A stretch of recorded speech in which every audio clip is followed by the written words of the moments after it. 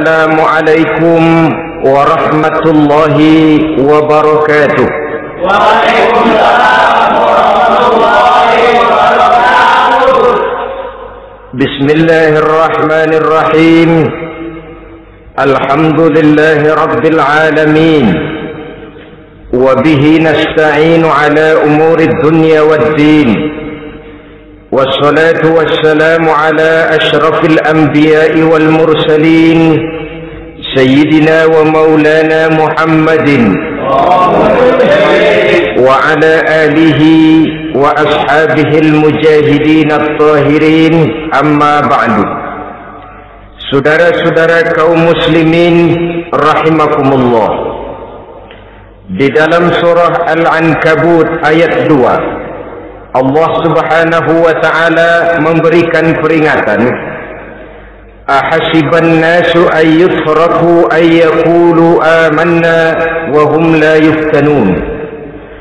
Adakah manusia menyangka bahwa mereka akan dibiarkan saja mengucapkan amanna, dibiarkan saja mengatakan kami beriman kepada Allah, wa hum la yuftanun, padahal mereka belum diuji lebih dahulu. Ini berarti apabila seseorang sudah berani mengatakan amanna, kami beriman kepada Allah, maka hendaklah ia bersiap-siap untuk menghadapi ujian. Setelah ujian datang, barulah akan nampak nyata kadar dan kualitas keimanan yang dimiliki oleh seseorang. Timbul pertanyaan, mengapa orang yang beriman yang justru diuji oleh Allah subhanahu wa ta'ala? Logikanya tentu ringan saja, bahwa yang mengikuti ulangan di sekolah tentu adalah anak-anak sekolah. Kalau tidak sekolah, tentu saja tidak perlu ikut ulangan. Makin tinggi kelasnya, makin berat soal ulangan yang diberikan kepadanya. Demikianlah dalam kehidupan beragama. Justru yang beriman, yang mendapat ujian dari Allah subhanahu wa ta'ala, semakin tinggi nilai kualitas keimanannya, akan semakin berat ujian dan cobaan yang diberikan kepadanya. Nabi kita Muhammad sallallahu alaihi wasallam pernah pula memperingatkan. Beliau bersabda, inna asyaddal bala'i al-anbiya, thumma al-awliya, thumma al-ulama, thumma al-amsal fal-amsal, ubtuliyan nasu ala hasabi dini.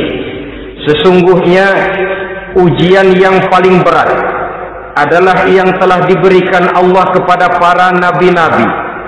Di bawah itu adalah para aulia, kemudian para ulama, bertahap ke bawah dan ke bawah, diuji setiap orang menurut keteguhan dan kekuatannya berpegang kepada agamanya.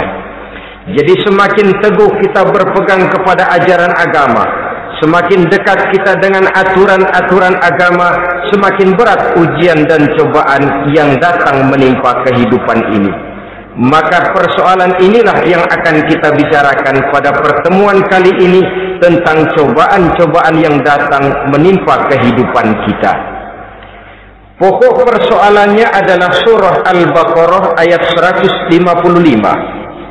Allah subhanahu wa ta'ala menjelaskan jenis-jenis ujian yang diberikan kepada kita orang-orang yang beriman. Dalam Al-Baqarah 155 itu Allah subhanahu wa ta'ala menjelaskan, وَلَنَبْلُوَنَّكُمْ بِشَيْءٍ مِّنَ الْخَوْفِ وَالْجُوعِ وَنَقْصٍ مِّنَ الْأَمْوَالِ وَالْأَنفُسِ وَالثَّمَرَاتِ وَبَشِّرِ الصَّابِرِينَ الذين إذا أصابتهم مصيبة قالوا إنا لله وإنا إليه راجعون ولنبلونكم بشيء من الخوف. Dan tentu dan pasti, kata Allah, kami akan menguji kamu sekalian, kami akan mencoba kamu sekalian dengan sebagian kecil dari rasa takut, walju', rasa lapar, wa naqsim minal amwal wal anfusi was samarat, kekurangan harta, jiwa dan buah-buahan. Ada 5 macam jenis ujian yang dijelaskan di dalam Al-Baqarah 155 ini. Yang pertama, walanabluwannakum bisyai'im minal khawf. Kami uji, kami coba kamu dengan sebagian kecil daripada rasa takut. Setiap manusia terlahir dengan membawa 2 sifat. Yang kontroversil, akan disebut apa seseorang bergantung kepada sifat mana yang lebih menonjol di dalam dirinya. Tiap orang punya rasa berani, tiap orang punya rasa takut. Kalau beraninya lebih besar daripada takutnya, ia dinamakan pemberani. Tapi kalau takutnya yang lebih besar daripada beraninya, ia dinamakan penakut. Tapi yang jelas 2 sifat kontroversial ini memang ada dalam diri manusia.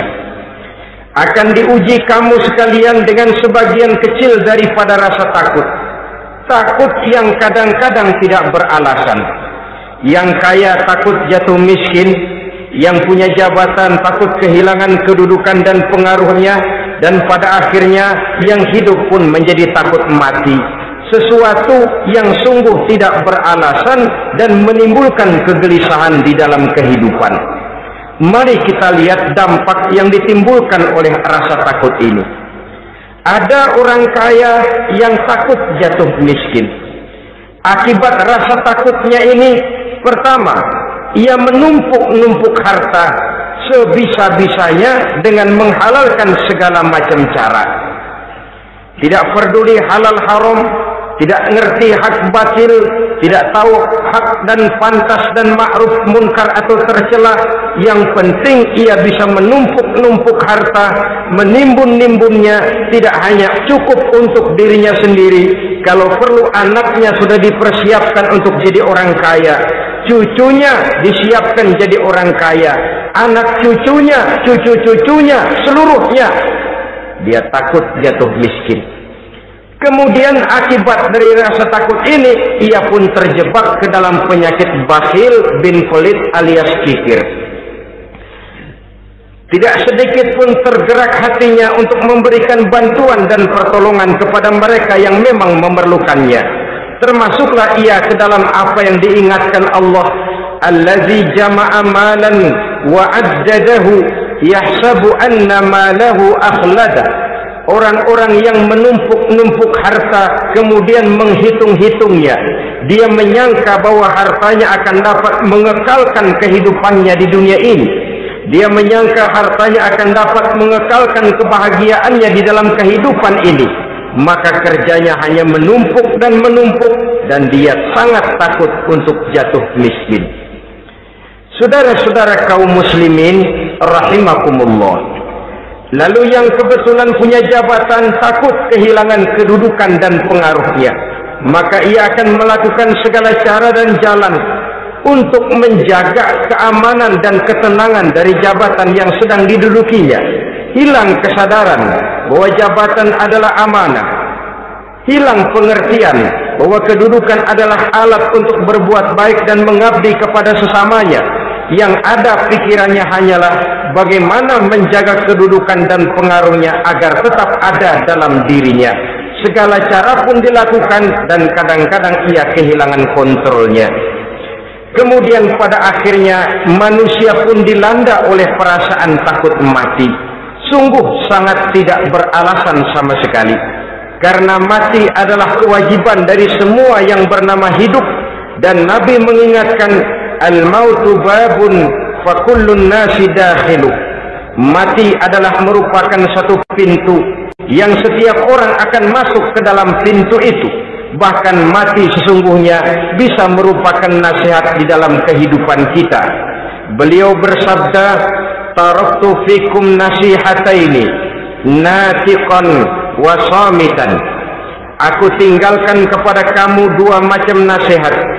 Pertama, nasihat yang pandai bicara, dan yang kedua, nasihat yang diam saja. Sahabat bertanya, nasihat yang pandai bicara itu apa ya Rasul? Beliau menjawab, Al-Quran.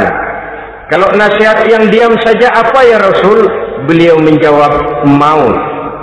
Saudara-saudara kaum muslimin rahimakumullah, yang kaya takut miskin, yang punya jabatan takut kehilangan kedudukan dan pengaruhnya, dan pada akhirnya yang hidup pun menjadi takut mati.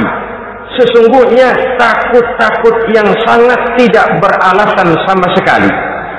Jika orang kaya takut jatuh miskin, untuk itu kemudian dia menghalalkan segala macam cara untuk menumpuk kekayaan yang tidak akan habis dimakan selama 7 turunan, kemudian diiringi dengan sifat bakhil, sifat tertutup, sifat berpangku tangan melihat kesulitan dan penderitaan orang lain, maka sesungguhnya dia tidak merasa bahwa harta merupakan titipan dari Allah Subhanahu wa Ta'ala, bahwa ia merupakan alat dan bukan merupakan tujuan di dalam kehidupan ini.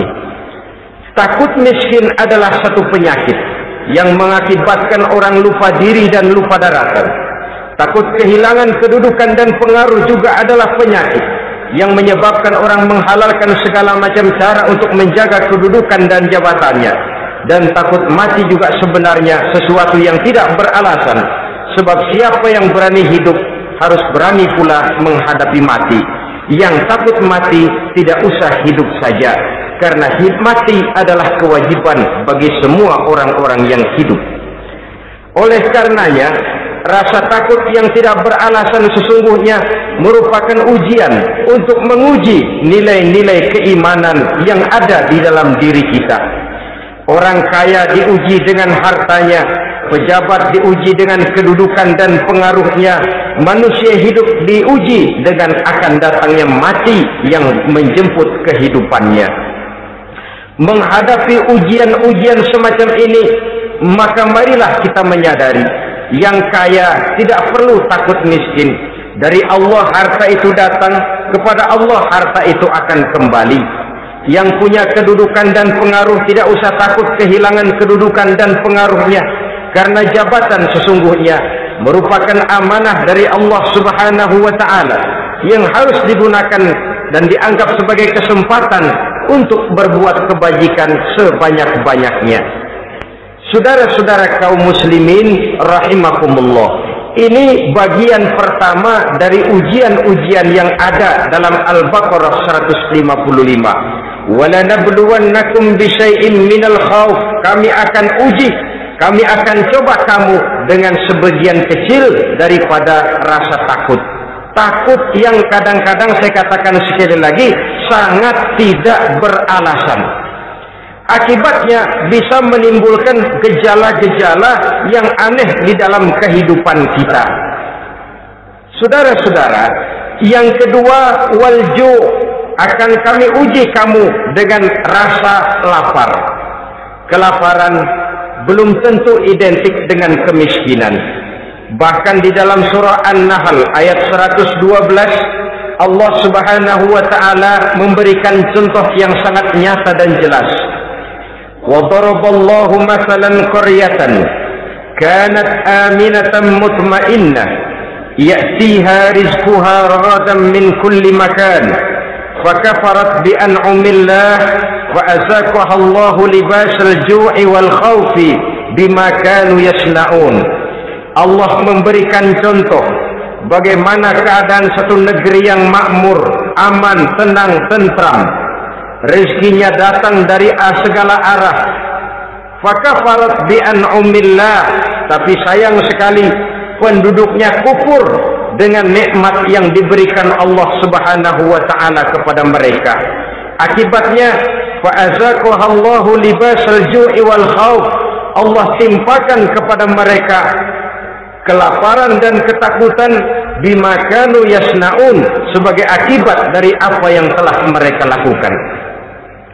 Marilah kita melihat contoh dalam Al-Quran ini untuk mengadakan introspeksi di dalam diri dan kehidupan kita masing-masing. Adalah satu keberuntungan bahwa kita sebagai manusia dijadikan Allah sebagai khalifahnya di permukaan bumi ini, yang ditugaskan untuk membudidayakan alam mengelola dan mengambil manfaatnya bagi sebesar-besar manfaat di dalam kehidupan kita. Dijadikannya bumi untuk tempat tinggal kita sebagai hamparan di mana segala fasilitas dan kebutuhan hidup kita tersedia. Tinggal lagi kita pandai-pandai mengelolanya. Apalagi buat kita Muslim yang tinggal di persada Nusantara tercinta Indonesia ini. Satu negara yang orang katakan untayan jamrut katulistiwa, yang hijau ranau subur makmur, melahirkan slogan dengan kata gemah rifah loh jenawi toto tentrem kerto raharjo. Negara yang demikian subur, negara yang demikian indah, negara yang demikian hijau ranau ini, apabila kita terkena fakafarat bi an'umillah, kufur kepada nikmat yang diberikan oleh Allah kepada kita, dia tidak akan mendatangkan ketenangan, dia tidak akan mendatangkan kesejahteraan, bahkan akan sangat boleh jadi akan menimbulkan kekacauan, ketidaktenangan, dan kelaparan di tengah negara yang subur makmur. Inilah yang sangat menyedihkan. Kenapa ini bisa terjadi? Fakafarat bi an'umillah, orang kufur terhadap nikmat yang diberikan Allah Subhanahu wa taala. Diberikan negara yang subur, makmur, indah, hijau ranau, tapi dikelola dengan cara yang brutal dan membabi buta, menguras sumber daya alam melampaui sebagaimana yang seharusnya, sehingga memperkosa keadaan alam itu sendiri. Hutan dan belukar yang ditebangi secara liar dan sembarangan akan melahirkan gurun-gurun pasir yang gersang dan tandus, sehingga dengan demikian maka akan mengakibatkan malapetaka bagi kehidupan manusia itu sendiri. Begitu juga percobaan-percobaan ilmu pengetahuan yang mengundang dan mengandung reaktor-reaktor nuklir akan memberikan luka kepada alam itu sendiri, yang mengakibatkan akan kembali kerugian kepada makhluk bernama manusia. Saudara-saudara kaum muslimin rahimakumullah, jadi dengan demikian di dalam satu negara yang subur, hijau, ranau dan makmur, bisa saja terjadi kelaparan apabila kita ingkar, tidak mau bersyukur terhadap nikmat yang diberikan Allah kepada kita. Kita kelola alam ini seenak perut kita saja dengan tidak memikirkan akibatnya di kelak kemudian hari nanti. Kita ambil satu contoh. Orang-orang tua kita dulu pada umur 60 tahun, 70 tahun, kalau dia menanam kelapa, orang lalu bertanya, kakek nanam kelapa untuk siapa nanti? Apa jawabannya? Untuk anak cucu saya. Umur 60 tahun atau umur 70 tahun, ia masih menanam pohon kelapa. Untuk apa katanya? Untuk anak cucu saya di belakang kemudian hari nanti. Orang yang bisa menanamkan sesuatu untuk generasi yang akan datang, itulah orang tua yang bijaksana. Tapi orang yang menanam sesuatu hanya untuk kepentingan dirinya sendiri saja, maka itulah orang yang hanya mementingkan diri sendiri atau orang egois. Tapi lebih celaka lagi, orang yang mau melakukan sesuatu yang akan meninggalkan akibat bagi generasi yang akan datang, akibat yang tidak baik, itulah orang yang aniaya, orang yang zalim di dalam kehidupan kita. Bumi, tempat di mana kita manusia tinggal, bukan satu wujud yang tanpa batas. Pernahkah kita membayangkan cuma satu bumi untuk dihuni oleh 5 miliar lebih dari makhluk bernama manusia, yang kadang-kadang pertumbuhan sarana untuk menunjang kehidupan tidak sepesat pertumbuhan jumlah makhluk bernama manusia itu sendiri. Oleh karena itu kita dituntut untuk pandai-pandai mengelola, membudidayakan alam ini dengan tetap menjaga keseimbangannya, sehingga bahaya kelaparan yang merupakan ujian di dalam kehidupan, insya Allah tidak akan kita temukan di dalam kehidupan kita. Saudara-saudara kaum muslimin rahimakumullah, ini kelaparan dalam artian sebagai satu bangsa. Bisa juga kelaparan dalam artian dalam kehidupan pribadi daripada manusia. Hidup ini, kata orang, berjalan bagaikan roda pedati. Sekali tempo naik kita ke atas, lain saat turun kita ke bawah. Ada saatnya kita jaya, ada saatnya kita pun mengalami kemunduran. Oleh karena itu, pasang surut kehidupan ini membuat orang seharusnya sadar bahwa pasang surut itu tidak harus menyebabkan pasang surutnya dia di dalam melaksanakan ibadahnya kepada Allah Subhanahu wa ta'ala. Kelaparan boleh jadi memang merupakan ujian untuk menguji nilai-nilai keimanan seseorang. Apabila dalam kondisi lapar imannya mantap, imannya teguh, imannya kuat, maka dalam kondisi di mana perutnya tidak lapar, tentu iman itu akan lebih bertambah mantap lagi. Kalau orang perutnya kenyang, kalau orang perutnya berisi penuh, lalu imannya stabil, kemudian pada saat kelaparan imannya pun mengalami penurunan, maka di situ nyata, di saat dia diuji dengan kelaparan, kualitas imannya ikut menyurut, mundur ke belakang, dan mengalami proses degradasi, proses peluncuran dan penurunan. Oleh karenanya, marilah kita menyadari Allah Subhanahu wa ta'ala senantiasa memberikan yang terbaik kepada kita bersama. Kelaparan, apabila kita terima dengan sikap lapang dada, tidak akan menyebabkan kita menjadi berbuat nekat, tetapi kita tetap dalam kontrol, tetap dalam keadaan yang stabil, tidak keluar dengan melakukan perbuatan-perbuatan yang negatif. Bagaimanapun kita ingin membela dan mempertahankan kelangsungan hidup, betapa dan bagaimanapun kita ingin menjaga kelangsungan perut, namun kita tetap tidak keluar dari norma-norma dan kaedah-kaedah yang telah ditentukan di dalam kehidupan beragama. Inilah cobaan yang kedua yang ada dijelaskan dalam Al-Baqarah ayat 155 tadi, berupa kelaparan. Yang ketiga, wa naqsim minal amwal, kekurangan harta alias kemiskinan. Kemiskinan, saudara-saudara, merupakan ujian dari Allah Subhanahu wa ta'ala untuk menguji sejauh mana kekuatan iman yang kita miliki di dalam kehidupan. Tetapi sesungguhnya bukan hanya kemiskinan, kekayaan pun pada hakikatnya juga merupakan ujian. Namun umumnya manusia akan lebih merasa diuji jikalau dia miskin daripada diuji jikalau dia menjadi orang yang kaya. Pada sisi lain, kenyataan mengatakan banyak orang lulus ketika diuji dengan kemiskinan, tetapi gagal berantakan setelah diuji dengan kekayaan. Kemiskinan pun apabila kita lihat dari segi kehidupan bermacam bentuknya. Ada kemiskinan di bidang ilmu pengetahuan, karena kemiskinan dan kebodohan memang merupakan dua saudara yang seakan-akan sekandung. Yang satu bisa menimbulkan yang lain, tapi paling celaka kalau keduanya sudah berjalan beriringan.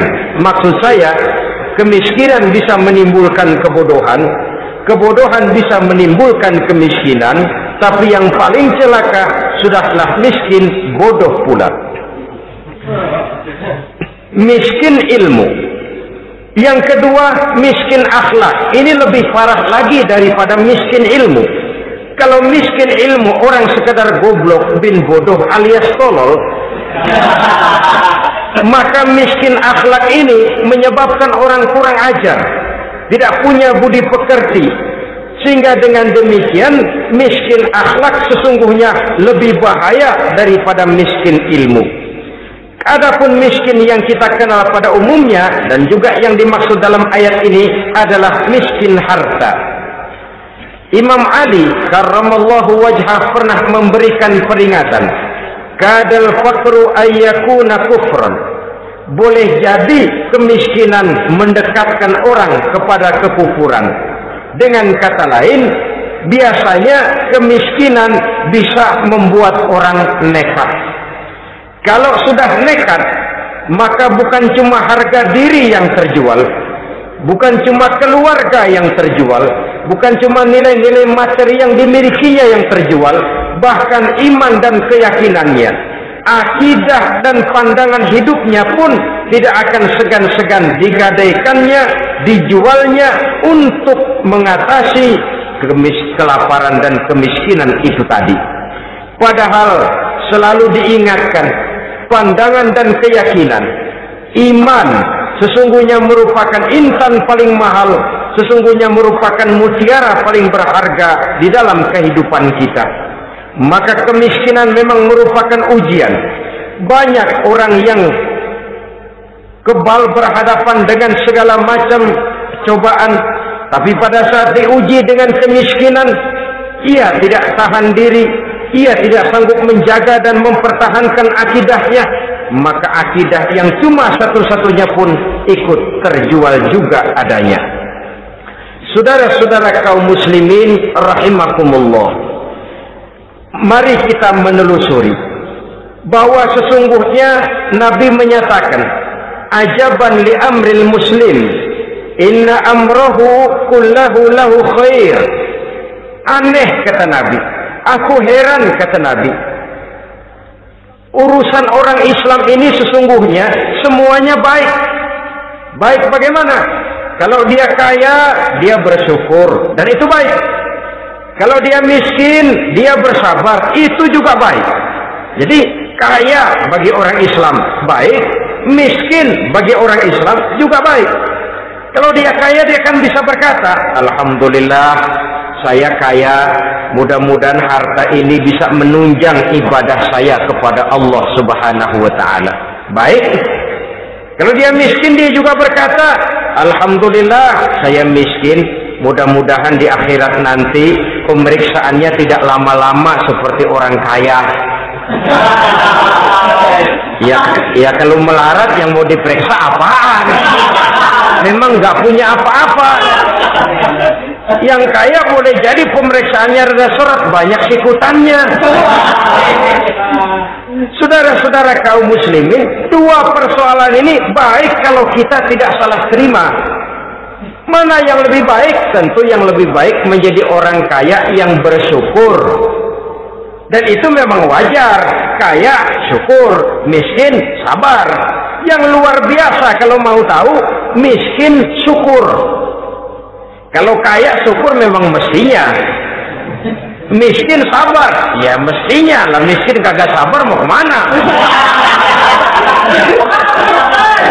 Tapi yang luar biasa sesungguhnya, miskin syukur. Syukur bagaimana? Ya seperti saya katakan tadi, alhamdulillah, mudah-mudahan di akhirat nanti pemeriksaannya tidak lama seperti orang yang kaya. Sehingga kata Nabi, setiap persoalan yang dihadapi umat Islam baik bagi dia. Miskin baik, kaya baik, asal orang tidak salah terima. Tapi sebaliknya, kalau salah terima, kaya lupa diri, miskin lupa daratan, pada posisi di mana dia sebenarnya tidak bisa menerima kenyataan dengan baik, akhirnya kehilangan kontrol. Saudara-saudara kaum muslimin rahimakumullah, karena itu pada pertemuan kali ini saya ingin mengajak kita bersama, marilah kita menyadari betapapun kemiskinan yang datang menimpa, seluruhnya merupakan ujian yang datang dari Allah untuk menguji nilai-nilai keimanan kita. Jangan iman itu berubah, jangan akidah itu bergoyah, jangan keyakinan dan pandangan hidup itu tertukar dengan keyakinan dan pandangan hidup lainnya. Bahkan dalam kemiskinan, orang biasanya menemukan diri dan kepribadiannya. Dalam kemiskinan, orang bisa berjalan lebih lurus untuk mendekati Allah Subhanahu wa ta'ala. Sesungguhnya kemiskinan bukan merupakan sesuatu yang harus kita takuti, apalagi kalau ia memang merupakan ujian. Kemiskinan yang merupakan ujian adalah kemiskinan yang akan berakhir dengan kebaikan. Saudara-saudara kaum muslimin, tapi jangan lupa membicarakan pokok persoalannya. Ini kalau kemiskinan menimpa orang-orang yang beriman, itu yang ujian.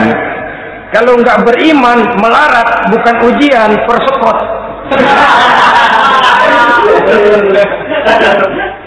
Lah orang lalu bertanya, Pak, kalau orang kafir kaya bagaimana? Nah, begini saudara-saudara, dalam agama itu ada yang disebut nikmat, ada yang disebut istidraj. Kalau nikmat itu hanya diberikan kepada hamba-hamba yang beriman. Kalau istidraj itu diberikan kepada siapa saja yang mau berusaha. Tidak soal dia beriman atau tidak, tidak soal dia mau bersujud atau tidak, asal dia berusaha dia dapat. Itu yang dinamakan istidraj. Seperti orang mancing ikan, mesti diberikan umpan. Setelah umpan itu dimakan, tidak langsung ditarik, tapi diulur dulu sampai kira-kira mata kail itu nyangkut di leher si ikan, baru diangkat ikan itu ke atas, dan sampai di atas kita bisa maklum nasib ikan tadi. Bisa digetok, bisa dibacok, bisa digoreng, bisa dipepes, tapi yang jelas nasibnya merana. Maka kalau ada orang makin jauh dari agama, makin kaya, makin tidak mau sholat, makin berlimpah hartanya, saudara tidak usah heran, cukup dalam hati saja, ikan lo. Jangan keras-keras, marah dia.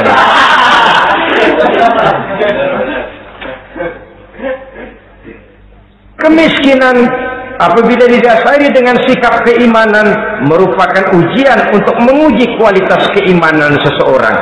Bahkan satu hadis menyatakan, apabila Allah mencintai seorang hamba, maka diujinya hamba itu karena Allah ingin mendengar, liyasma'a tadarru'ahu, ingin mendengar ratapan orang tadi. Sama juga kita, kadang-kadang karena cinta benar kepada anak kita yang mungil, suatu saat kita ingin mendengar dia nangis, kita cubit dia. Bukan karena gemes, bukan karena benci, ingin mendengar nangisnya kok indah begitu. Saudara-saudara kaum muslimin rahimakumullah. Jadi jangan sampai ada pertanyaan, saya kan sembahyang rajin banget, kenapa miskin ya? Apabila sekali lagi didasari dengan sikap keimanan, maka kemiskinan merupakan ujian. Dan tentu anak sekolah itu kalau lagi ujian berat, capek, sakit hati, peras keringat, banting tulang, kepanasan, kehujanan, kenikmatan baru akan dia rasakan pada saat terima rapot pengumuman kenaikan kelas. Di situ kenikmatannya terasa. Demikian menghadapi ujian, kita cuma mengeluh, kenapa ada rasa takut, kenapa kelaparan, kenapa kemiskinan. Di balik semua itu, apabila kita sudah merasakan naik kelas, akan terasalah kenikmatannya. Itu ujian yang ketiga. Yang keempat yang diceritakan dalam Al-Baqarah 155, wal anfus ay wa naqsim minal anfus, kekurangan jiwa atau kematian. Saudara-saudara, yang hidup takut mati, padahal semua makhluk hidup harus berani mati. Bagaimanapun takutnya kita kepada mati, bisakah kita menghindarkan diri dari dia? Bagaimanapun kita tidak ingin bertemu malaikat maut, kemana kita akan lari bila dia datang mengetuk pintu?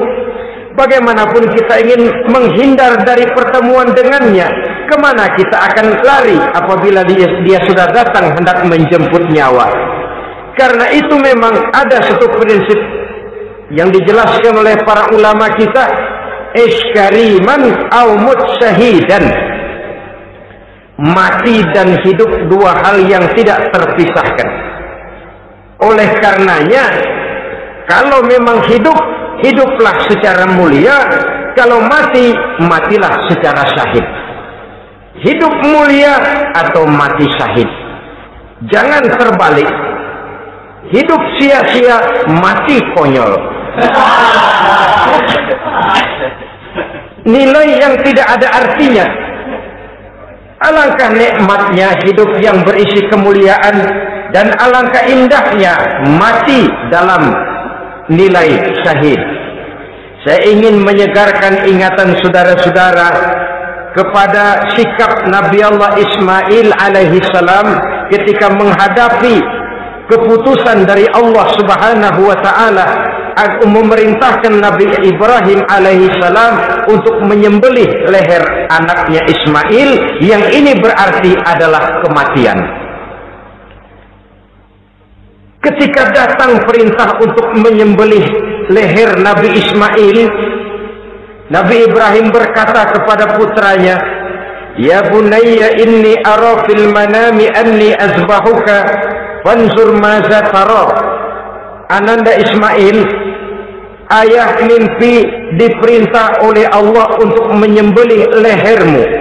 Menurut pendapatmu bagaimana mimpi ini nak? Laksanakan atau tidak usah? Saya tidak sanggup membayangkan. Anak cuma satu-satunya. Sudah lama diharapkan.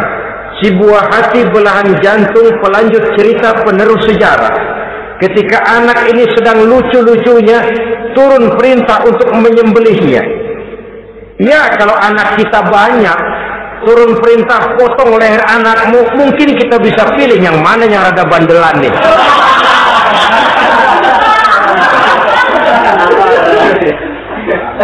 Tapi ini anak cuma satu-satunya. Lucu, sudah lama diharapkan. Dan memang itu juga merupakan ujian kepada Nabi Allah Ibrahim. Seolah-olah Allah berkata, "Hai Ibrahim, dahulu sebelum kau punya anak, kau memang cinta kepadaku. Sekarang setelah kau punya anak, masuk rasa cinta anak ke dalam hatimu. Buktikan Ibrahim, mana yang lebih besar, cintamu kepadaku, kata Allah, atau cintamu kepada anakmu. Sembelih leher anakmu." Ternyata kemudian sejarah menyatakan Nabi Ibrahim cinta kepada Allah, beliau pun cinta kepada putranya, tapi cintanya kepada Allah lebih besar daripada cintanya kepada putranya. Sehingga ketika turun perintah penyembelihan, itu pun dilaksanakannya, tapi tetap musyawarah dulu. Yakin itu memang perintah Allah, beliau top mengajak dialog putranya. Ini yang penting dalam kehidupan kita, dialog. Nah, bapak mimpi diperintah Allah untuk menyembelih lehermu. Menurut pendapatmu bagaimana nak? Laksanakan atau tidak? Yakin itu perintah Allah, tapi asas musyawarahnya tidak beliau tinggalkan. Walaupun yakin orang tua berbuat untuk kebaikan anak, alangkah baiknya anak diajak bicara. Sehingga dengan hasil pembicaraan ini nanti kita akan mengerti gejala perkembangan dan kemauan dari jiwa si anak tadi. Saudara-saudara kaum muslimin, apa jawaban Nabi Allah Ismail yang ketika itu masih remaja? Beliau menjawab, "Ya abatif al-ma tu'mar, satajiduni insyaallahu minas sabirin." Bapak, jikalau memang ini memang perintah Allah, laksanakan saja Bapak. Tidak usah ragu. Mudah-mudahan nanti Bapak akan menemukan saya termasuk ke dalam golongan orang-orang yang sabar. Ini pantulan doa Nabi Ibrahim dahulunya ketika meminta seorang keturunan yang merupakan anak yang soleh. Jawaban dari anak yang soleh. Kalau memang ini perintah Allah Bapak, laksanakan saja. Saya insya Allah termasuk ke dalam golongan orang-orang yang sabar. Kalau Allah memerintahkan Bapak untuk menyembelih leher saya, silahkan Pak. Saya ikhlas, saya ridho, saya rela untuk memenuhi perintah Allah Subhanahu wa ta'ala. Ini jawaban anak soleh. Sebab itu sering saya katakan, kalau kita cuma punya anak pintar tidak soleh, mungkin jawabannya nggak begini. Nak, Bapak diperintah motong leher kamu, nak, bagaimana pendapatmu? Mungkin dia jawab, Bapak aja yang tuaan, Pak.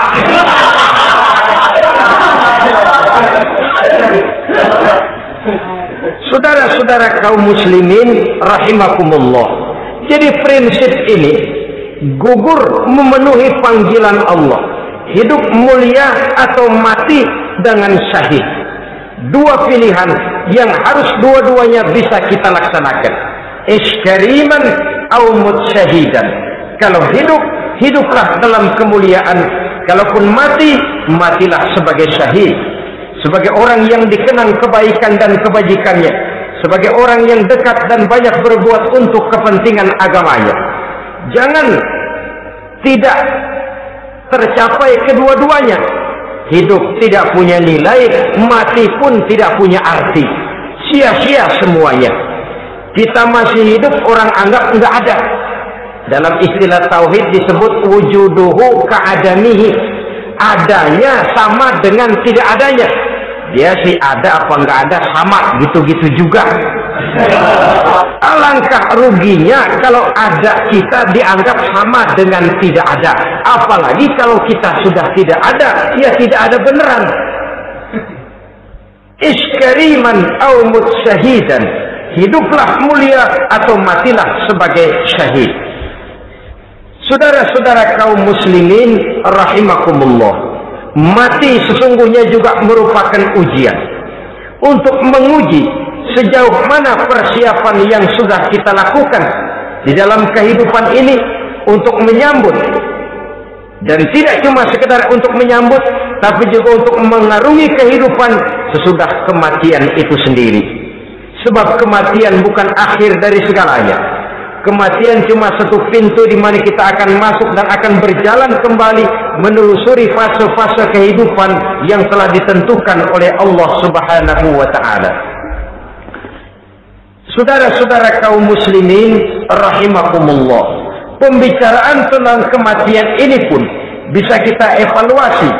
Ada yang takut mati usahanya, ada yang takut mati karirnya, ada yang takut mati rezekinya, ada yang takut mati batinnya, ada yang takut mati jasmaninya, dan lain sebagainya. Seluruh ketakutan kepada kematian itu memang merupakan hal yang wajar. Ada yang takut mati usahanya, ada yang takut mati karirnya, ada yang takut mati rezekinya. Tapi kalau ketakutan itu lalu melahirkan perbuatan-perbuatan negatif yang menimbulkan penyimpangan, itu sudah di luar dari yang seharusnya. Kematian merupakan ujian. Menghadapi segala macam ujian termasuk kematian ini akan kita bicarakan pada bagian penutup nanti. Yang kelima, saudara-saudara, ujian yang dijelaskan dalam Al-Baqarah 155 tadi, wa naqsim minas samarat, kekurangan buah-buahan. Kekurangan buah-buahan bisa berarti paceklik. Ini juga bisa diakibatkan oleh apa yang dijelaskan dalam An-Nahl 112 tadi. Orang kufur kepada nikmat yang diberikan Allah Subhanahu wa taala. Orang jauh dari petunjuk-petunjuk agama, merasa segala persoalan bisa dipecahkan dengan kemampuan otaknya, hilang rasa ketergantungannya kepada Allah Subhanahu wa taala.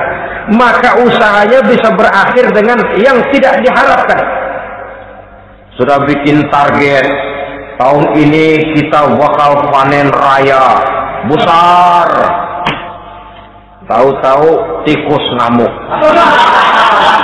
Habis padi digarap oleh tikus, panen bisa gagal. Bahkan beberapa tahun yang lalu kita masih ingat bagaimana ulat-ulat menyerbu pohon-pohon jambu. Ribuan batang pohon jambu, ribuan pohon-pohon jambu itu mati. Lalu jambu-jambu itu tidak bisa lagi dimanfaatkan dalam kehidupan. Tikus yang menyerbu sawah, ulat yang menyerbu pohon-pohon jambu, angin topan, puting beliung, gempa bumi, itu sudah proses-proses di luar kemampuan manusia untuk mendeteksinya. Disinilah manusia harus sadar bahwa setelah ia berusaha dan berusaha sesuai dengan keterikatannya kepada hukum alam, kepada sunnatullah, maka ia harus punya sandaran vertikal kepada Allah Subhanahu wa taala, agar bila usahanya berhasil, dia tidak lupa diri dan lupa daratan. Dan apabila usahanya kemudian ternyata gagal, dia tidak menjadi putus asa, buruk sangka, sempit hati, sempit pandangan. Cobaan datang dari Allah Subhanahu wa taala berupa kekurangan buah alias paceklik. Saudara-saudara, menghadapi cobaan dan ujian yang saya katakan tadi, 5 macam ini, apa konsepnya, apa jalan keluarnya?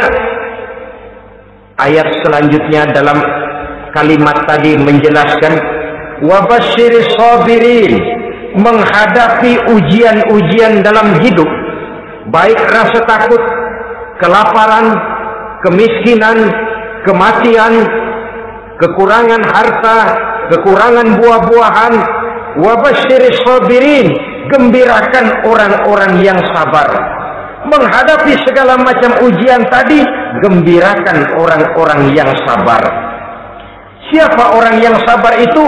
Alladzina iza asabathum musibatun qalu inna lillahi wa inna ilaihi raji'un.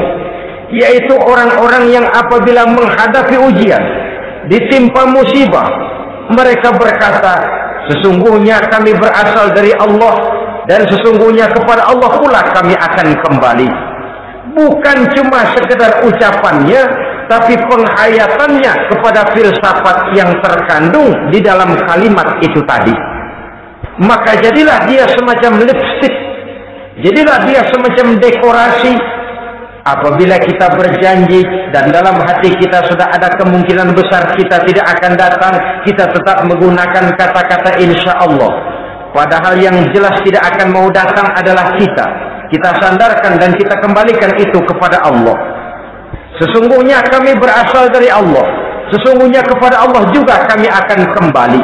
Bukan cuma sekedar ucapannya, tapi juga penghayatan kepada filsafat yang terkandung di dalamnya. Kalau suatu saat kita harus kehilangan harta yang kita miliki, kenapa tidak berpikir inna lillahi wa inna ilaihi raji'un?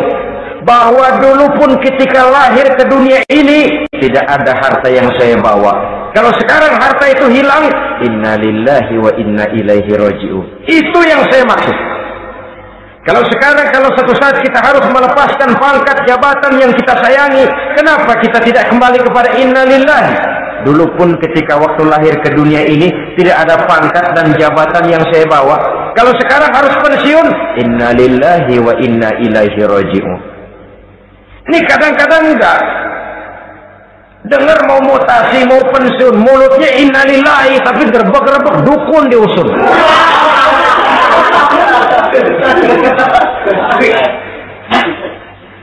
Keluarganya meninggal, mulutnya innalillahi, tapi nangisnya tetap nggak mau berhenti. Bukan cuma sekedar ucapannya, tetapi penghayatan kepada nilai dan filsafat yang terkandung di dalam kalimat innalillahi itu. Sesungguhnya segalanya saja berasal dari Allah, segalanya saja akan kembali kepada Allah Subhanahu wa ta'ala.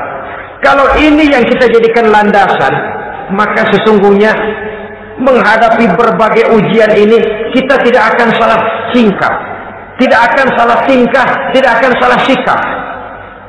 Kalau sudah ini dasar dan fondasi yang menjadi landasan tempat di mana seluruh cobaan datang bertumpu, segalanya datang dari Allah, segalanya akan kembali kepada Allah, maka betapapun bertumpu ujian datang menimpa, rasanya tidak akan lagi membuat kita goyah, karena fondasi tempat kita berdiri sudah demikian kokoh dan kuatnya. Dan fondasi itu inna lillahi wa inna ilaihi raji'un. Segalanya datang dari Allah, segalanya akan kembali kepada Allah Subhanahu wa ta'ala. Keyakinan ini memberikan kelapangan jiwa. Dari kelapangan jiwa maka akan tertuang ketenangan dan ketentraman. Jauh dari stres, jauh dari darah tinggi, jauh dari bingung, jauh dari rasa takut. Segalanya sudah kita kembalikan kepada Allah Subhanahu wa ta'ala. Saudara-saudara kaum muslimin rahimakumullah. Oleh karenanya ini jalan keluar, dan inilah orang yang sabar, yaitu orang yang mengembalikan segala persoalan bahwa segalanya datang dari Allah, segalanya akan kembali kepada Allah. Bukan sabar dalam pengertian kita sehari-hari. Sabar, maaf ya, dalam pengertian kita sehari-hari biasanya orang yang sabar yang gak banyak tingkah, diam Nggak salah apa-apa, kepala yang dikelepak. Diam aja. Ente nggak salah apa-apa dikelepak, diem ya. Gua lagi sabar, diem loh. Rasanya ini sih, kalau sabar macam ini yang kita punya, boleh jadi kita akan tertindas terus. Sebab itu pada penghujung surah Al-Asr Allah menggandengkan antara tawasau bil haq dengan tawasau bis sabr. Kebenaran dan kesabaran dua hal yang memang tidak boleh terpisahkan satu dengan yang lain. Kalau kita benar, kita harus sabar. Kalau kita mau sabar, harus karena benar. Apabila kebenaran satu prinsip, maka kesabaran adalah satu strategi. Prinsip yang tanpa strategi bisa membuat kita tidak akan mencapai tujuan yang kita harapkan. Artinya, kebenaran tanpa kesabaran membuat kita mudah dipatahkan orang, tapi kesabaran tanpa kebenaran akan membuat kita diinjak terus oleh orang lain. Karena itu, kalau yakin kita benar, harus sabar. Kalau mau bersabar, harus karena benar. Dalam hal ini, sifat sabar yang dicontohkan oleh Rasulullah Shallallahu Alaihi Wasallam sungguh memang merupakan jadi panutan. Sepanjang persoalannya adalah persoalan pribadi, sepanjang pribadi beliau yang dihina, sepanjang pribadi beliau yang dicaci maki, beliau biasanya bisa mengendalikan diri. Tapi kalau sudah agama masalahnya, maka beliau pun tidak segan-segan mencabut pedang, maju ke medan perang. Bukan untuk memaksakan agama dan keyakinan, karena agama dan keyakinan memang tidak bisa dipaksakan, tapi untuk menjaga, membela dan mempertahankan agama dari hinaan, cemoohan dan caci maki orang lain. Yang kita lakukan sebaliknya. Kalau pribadi kita yang dihina, marahnya 17 langit. Tapi kalau sudah agama dicaci maki orang, agama dihina orang, agama diremehkan orang, biarin dah, masih banyak ustaz. Cuma masalah ustaz kah agama itu? Cuma urusan kiai kah agama itu? Tidak. Agama itu urusan setiap pribadi muslim. Ya, dia jadi pengusaha, ya dia jadi pejabat, ya dia jadi seniman, ya dia jadi teknokrat, ya dia jadi ekonom, ya dia jadi pakar di berbagai bidang. Agama adalah masalah setiap kita. Kalau pribadi Nabi yang dicaci, pribadi yang dihina dan dicemoohkan orang, beliau mengendalikan diri. Tapi kalau sudah agama taruhannya, beliau tidak segan-segan cabut pedang, maju ke medan perang. Sabar tapi pada tempatnya. Sabar tidak dalam artian diam, ndelohom, ayem-ayem, gelenggem, menunggu embun yang turun dari langit. Emang lagi lapar, sabar aja. Nggak usah makan, nanti juga waktunya Tuhan kasih kenyang-kenyang. Kalau sabar macam ini yang kita pakai, lapar terus dah. Emang giliran sakit, sabar aja. Nggak usah berobat, nanti juga waktunya baik, sembuh. Mati terus dah.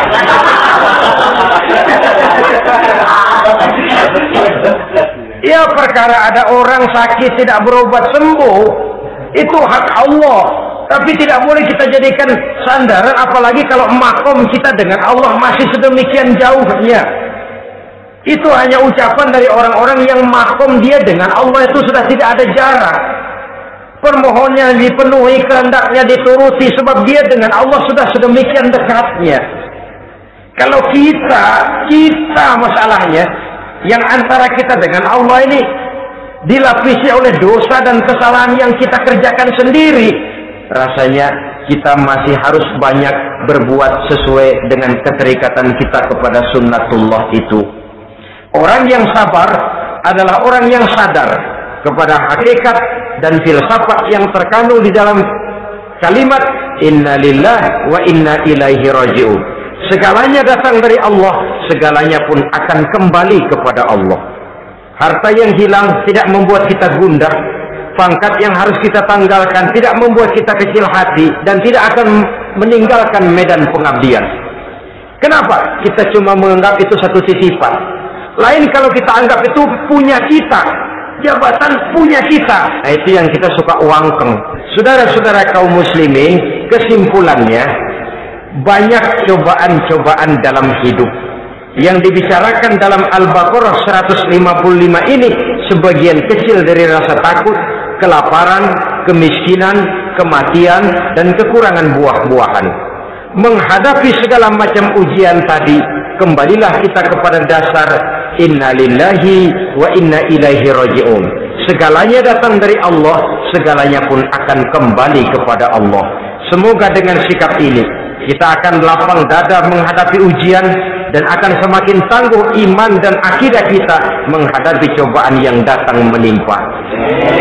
Inilah pertemuan pada kali ini, semoga ada manfaatnya.